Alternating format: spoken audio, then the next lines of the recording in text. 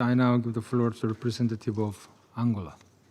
Mr. President, Excellencies, the UN peace operations have faced unprecedented challenges, driven by complex global geopolitics, rapidly changing in the nature of contemporary conflict, evolving security threats such as terrorism and hybrid warfare, proliferation of non-state actors, and shifting priorities among member states. On the other hand, the international support for them is also declining, despite the fact that they remain an essential tool to protect civilians in conflict situations and actively promote long-term peace and security strategies.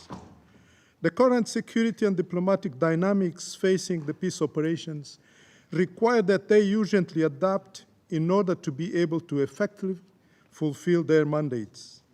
Mr. President, the Pact for the Future called for a review of peace operation practices to better address both existing challenges and emerging realities.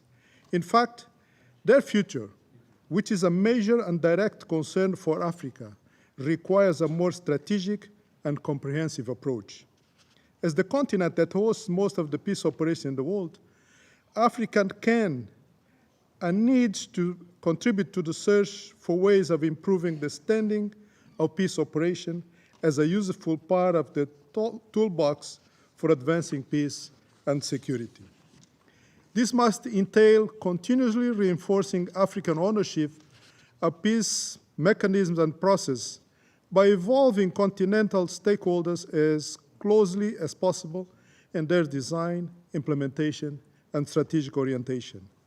The African Union and its regional organizations have already demonstrated that they have a clear comparative advantage as fast responders with the political will to undertake offensive operations in high-risk environments to address peace and security challenges.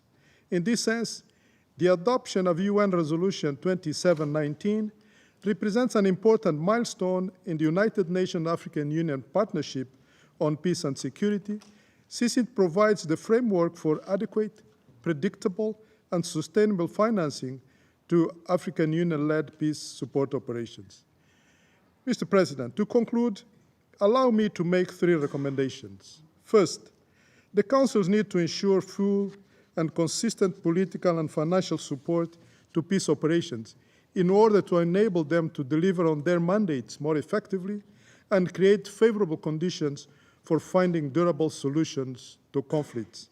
Second, it is fundamental to take into account the role and the competitive advantage of regional partners in peace operations to have a comprehensive and effective response to current and emerging peace and security threats.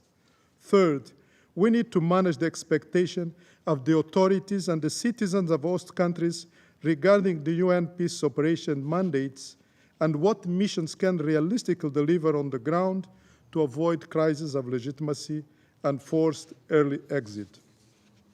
As a country that benefits from 4 UN peace operations missions authorized by the Security Council to achieve peace and national reconciliation, Angola believes that they must continue evolving to adapt to new conflict dynamics and operational environments to retain their strategic relevance. I thank you. Representative of Angola for the statement.